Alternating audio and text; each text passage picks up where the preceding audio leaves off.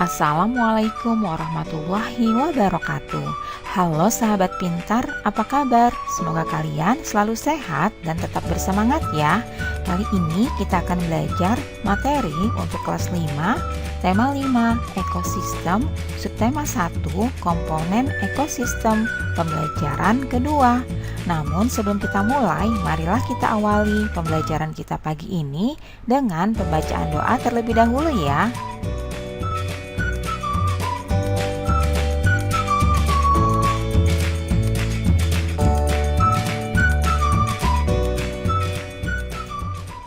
Anak-anak, berikut ini adalah jenis-jenis ekosistem. Ekosistem dibagi menjadi dua, yaitu ekosistem alami dan ekosistem buatan.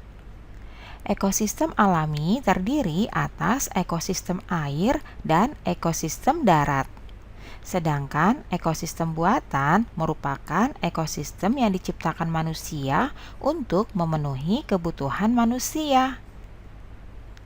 Ekosistem air terdiri atas ekosistem air tawar dan ekosistem air asin.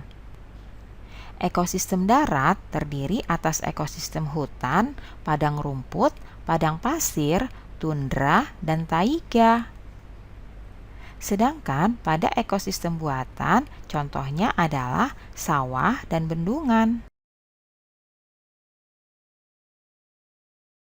Anak-anak, ekosistem air tawar itu contohnya danau, kolam, dan sungai. Sedangkan ekosistem air asin contohnya adalah ekosistem terumbu karang dan ekosistem laut dalam. Selanjutnya, berikut ini adalah ekosistem darat. Ekosistem darat contohnya ekosistem hutan hujan tropis, sabana, padang rumput, gurun, taiga, dan tundra. Ekosistem darat ini dibedakan oleh tingkat curah hujan dan iklimnya. Perbedaan tersebut menyebabkan jenis tumbuhan dan hewan yang ada di dalamnya juga berbeda ya anak-anak. Berikut ini ekosistem hutan hujan. Tumbuhan seperti rotan dan anggrek, serta hewan seperti kera, burung, badak, dan harimau berada pada ekosistem hutan hujan tropis. Selanjutnya, ekosistem sabana. Ekosistem sabana memiliki curah hujan yang lebih rendah daripada ekosistem hutan hujan tropis.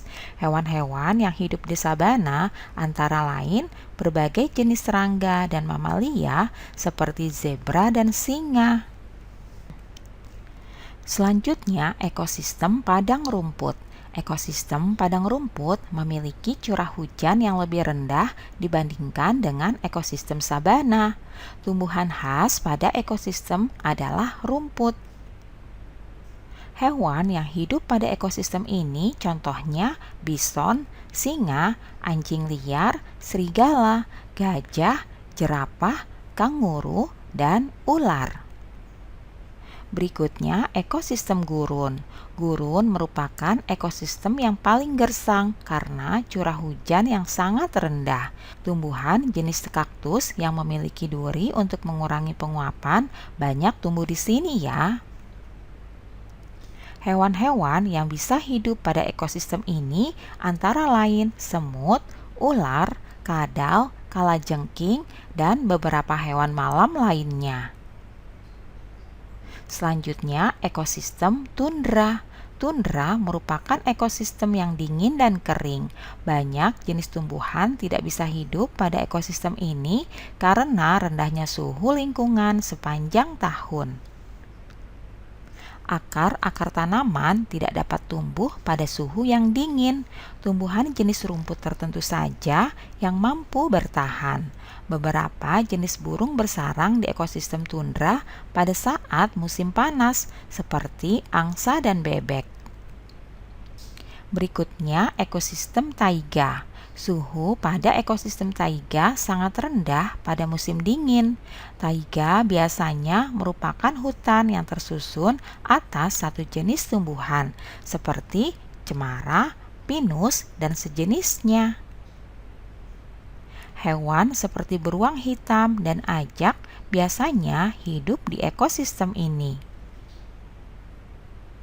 Nah, anak-anak, hewan sebagai salah satu komponen ekosistem memiliki keunikan yang dapat menyeimbangkan ekosistem tempat ia berada. Berdasarkan jenis makanannya, hewan dikelompokkan menjadi 3 golongan. Ketiga golongan itu adalah golongan herbivor, karnivor, dan omnivor.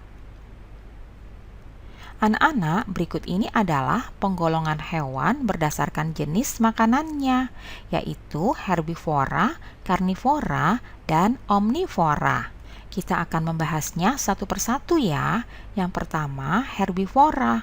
Kelompok hewan herbivor merupakan hewan yang makanannya berasal dari tumbuhan. Hewan ini memiliki susunan gigi yang khas. Gigi hewan ini terdiri atas gigi seri dan gigi geraham dan tidak memiliki gigi taring. Gigi seri berada di depan dan tajam. Gigi ini berguna untuk memotong makanan. Sementara itu, gigi geraham berfungsi untuk menghaluskan makanan yang telah dipotong oleh gigi seri. Contoh hewan yang termasuk kelompok ini adalah sapi, kelinci, kerbau, dan rusa. Selanjutnya, kelompok karnivora. Kelompok hewan karnivor adalah kelompok hewan yang memakan hewan lainnya.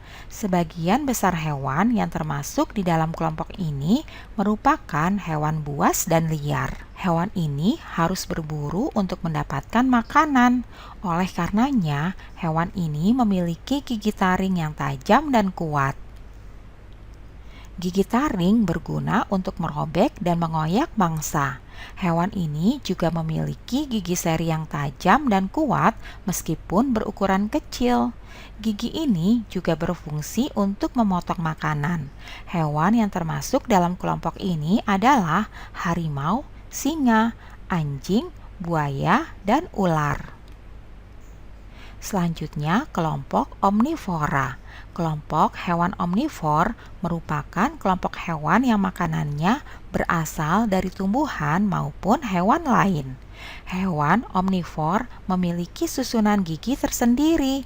Gigi seri, gigi taring, dan gigi geraham hewan ini berkembang dengan baik untuk menyesuaikan dengan makanannya. Gigi seri dan gigi taring digunakan ketika memakan makanan yang berupa hewan lain.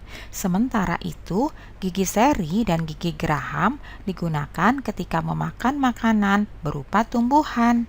Orang utan, gorila, dan monyet merupakan beberapa contoh hewan yang termasuk dalam kelompok ini ya, anak-anak. Demikianlah pembelajaran kita pada pagi hari ini. Semoga bermanfaat untuk kalian semuanya. Sampai jumpa lagi pada video pembelajaran selanjutnya ya. Salam sehat dan tetap semangat. Wassalamualaikum warahmatullahi wabarakatuh.